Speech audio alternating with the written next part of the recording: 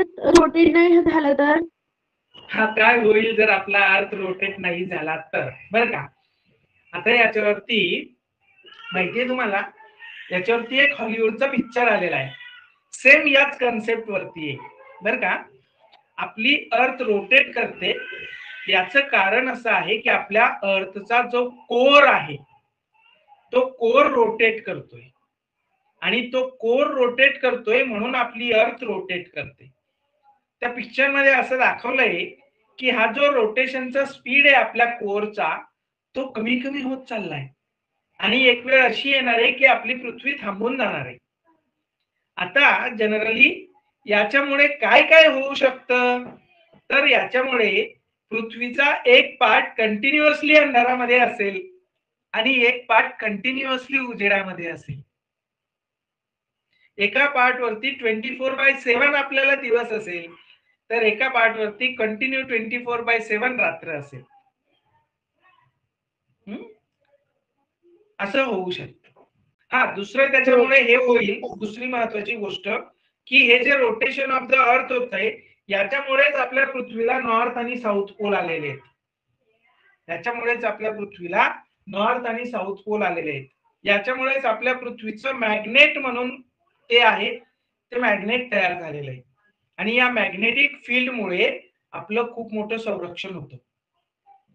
सूर्याकडनं येणारी जी सौर वादळं असतात त्या सौर वादळामध्ये वेगवेगळ्या प्रकारचे कण असतात, ते इलेक्ट्रोमॅग्नेटिक रेडिएशन, सनलाइट, तसेच खूप सारे सौर वादळ पण येतात, खूप सारे पार्टिकल्स पण येतात, सूर्याचा खूप मोठा भाग पण येतो.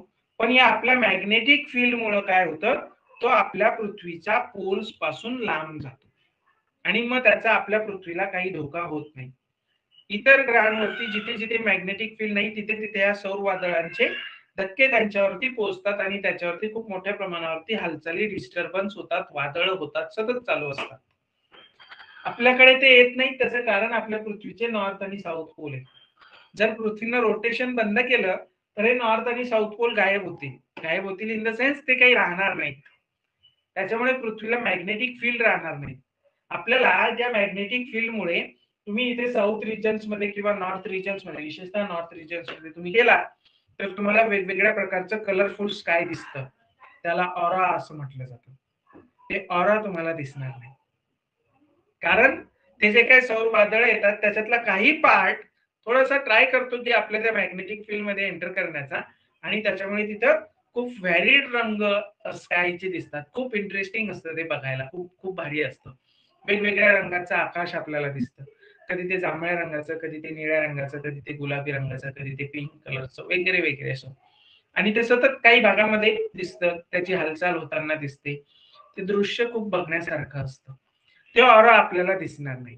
असे काही वेगवेगळे परिणाम आपल्याला सांगता येतील की आपल्या पृथ्वीचं रोटेशन थांबलं तर होऊ शकतं, पण ते तसं काही होणार नाही, कारण that is continuously going on process. आपल्या पृथ्वीचा जो कोरचा भाग आहे तो लिक्विड आहे.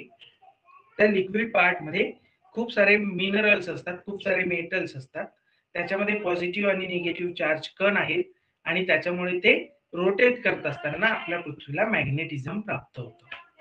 ते थांबलं तर मॅग्नेटिझम जाईल आणि मग असे सगळे परिणाम येतील. येते लक्षात पलक? हो सर.